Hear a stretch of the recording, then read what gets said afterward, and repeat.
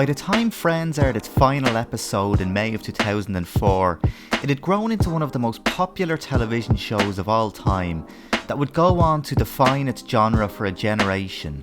Friends' rise in popularity is reflected in the year-on-year increase in ratings, with the series finale attracting an audience of 52.5 million American viewers when it first aired on NBC, as well as a further 10 million viewers on its first airing in the UK.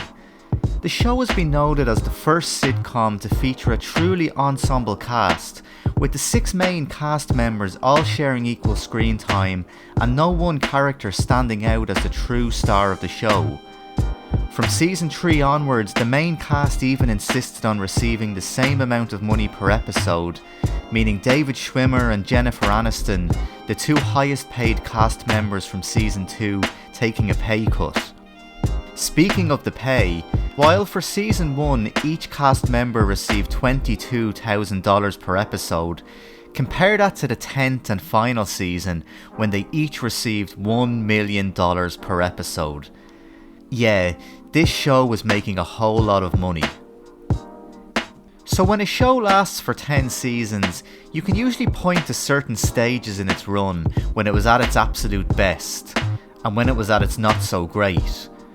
For me, the run of Friends can almost be broken down into 3 stages, and the humour in the show and the personality of each character feel distinctly different in each of these stages. There's the early years of the show, lasting from season 1 to around some point in season 3. There's the period in the middle of the show's run when it was probably at its absolute peak, from around season 3 to 8.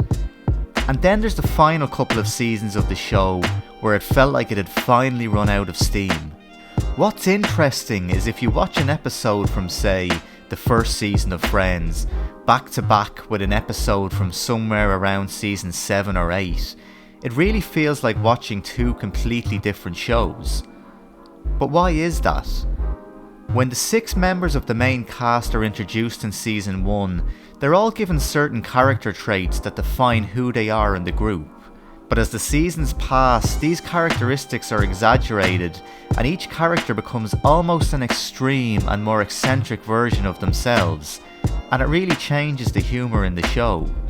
For example, in the early seasons of the show, Joey is introduced as the struggling actor who's a womanizer and also slightly dim-witted.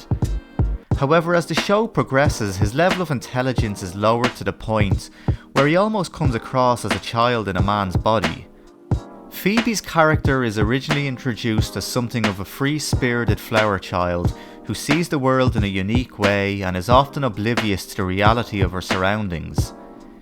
In later seasons, her character changes quite dramatically. She appears slightly unhinged and a much angrier person, and also the most streetwise of the group. While Monica started the show as the mother hen of the group, with a low self-esteem and a slight obsession around cleaning and organisation, by later seasons her character changed dramatically to the point where she often came across manic and obsessive. The characters of Chandler and Rachel probably changed the least through the show's run, although Chandler, who was always quite sharp, sarcastic and witty in the early seasons, definitely becomes more goofy as the seasons progressed. But the biggest character change in the series has to be Ross. Awkward and soft-spoken, Ross was always the serious one of the group in the early years, but progressively through the show's run, he would arguably become the funniest.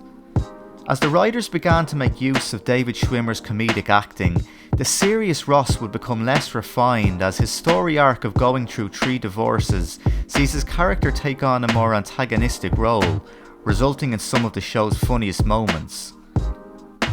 And with these changes to the characters' personalities, the humour in the show became far more offbeat and quirky by around the mid-stage of its run. I think one thing that is clear is that Friends by the mid-seasons was a very different show to when it first aired. Take for example this episode from season 6, where Ross spends the episode trying to sneak up on Rachel and Phoebe in order to convince them that they need the ancient Japanese art of unagi, a state of total awareness, or a type of sushi. The episode features great comedic acting from David Schwimmer, with high-pitched screaming and slapstick humour, as Ross goes to great lengths to scare the girls.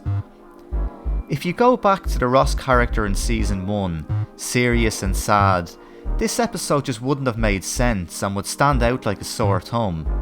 But by season 6, this type of episode plot was commonplace. As mentioned at the beginning of the video, there was a third stage of Friends episodes, where the show began to feel repetitive and really ran out of steam. And you can almost pinpoint exactly when this change happened. Right here at the very first episode of the 9th season. Now there are a few reasons why this episode really felt like the decline of Friends. I think the quick and sharp decline is best reflected in the fact that when Collider ranked the different seasons of Friends from best to worst, coming in at number 1 as the show's best season is season 8, while in last place and the show's worst season, season 9. That's an astonishing transformation to go from the show's best season to its worst in the space of a year. One of the reasons the season might have failed so badly is that both the show's creators and the main cast were under the impression that season 9 was to be the show's last. And when those plans were changed by NBC, it meant rewriting the season's plot to accommodate for a 10th season to follow. But even with that in mind, the show really just feels different from the very beginning of the season. In the mentioned opening episode, Rachel has just given birth to her and Ross's baby Emma, and there's the continuing storyline of Joey being in love with Rachel. Now with Monica and Chandler married, and Ross and Rachel having previously been in a relationship, it really felt like a tired concept and a case of who hasn't been with who, with the storyline almost veering into soap opera territory. The humour from this point on, until the show's end, also begins to feel repetitive and just a bit weird, with this scene of Jack Geller advising his daughter Monica and her husband Chandler on the best positions to conceive a child being particularly strange. If you were looking for an episode where Friends jumped the shark, this one would definitely be a contender. The popularity that Friends enjoyed during its run and the impact it had on pop culture really was a unique thing. Even if you weren't a fan of the show, you still knew who Ross, Rachel, Monica, Joey, Phoebe and Chandler were. It became the sitcom that defined its genre, and that any sitcom that followed would be judged against and made stars of its ensemble cast. And with the advent of streaming services, the show has experienced a rebirth over 15 years after it last aired. Thanks so much for watching the video. Don't forget to give a thumbs up, hit that subscribe button as it really helps the channel grow, and keep an eye out for our video next week. See you all then.